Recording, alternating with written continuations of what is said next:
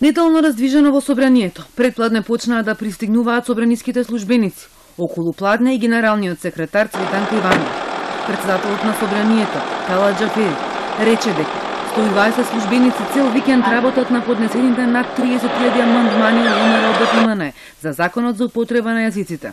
Математиките се дека потребни се месеци за да поминат сите амандмани во собранието. Како ќе се постапува во новонастанатата ситуација, ќе се дискутира и на утрешната координација меѓу претседничките групи.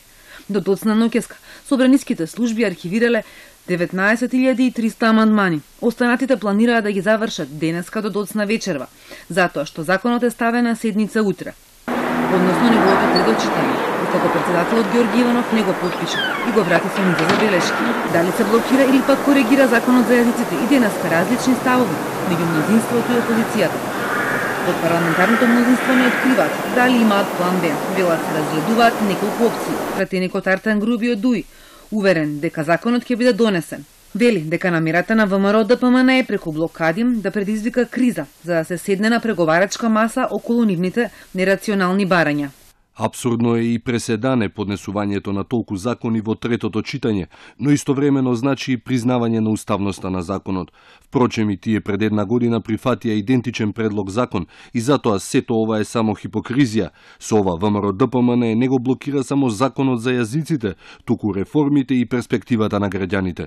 Од ВМРО-ДПМН и денеска повторија дека законот е неуставен и штетен и очекуваат СДСМ да го повлече и да ги прифати забелешките. Велат и едниците амандмани не ги поднеле за да го блокираат собранието. Обвинија дека некој од собраниските служби вчера ги фрлил дел од амандманите на ВМРО-ДПМН. Кој ја дал наредбата? Дали со фрлањето на амандманите некој сакал да испрати порака дека е залуден секаков обид за аргументирана дискусија и правно побивање на неуставни закони? Дали некој сакал да испрати порака дека со доаѓањето на власт на Заев демократијата заврши во контењер и се ќе си биде како што ќе одлучи СДСМ? Претеничката Ивана Туфекџич вели дека опозицијата има право да ги користи сите парламентарни механизми, вклучително и илјадници амандмани за да покаже несогласување со одреден закон.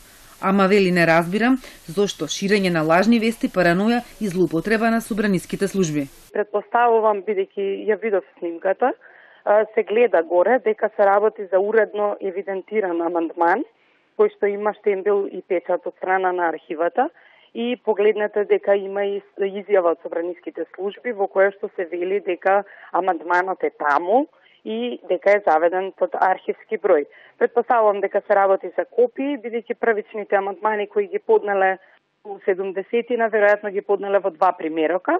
Тоа чисто се прави. Од собранието ги негираат обвинувањата, но детален став и одговор најавија за попладнево.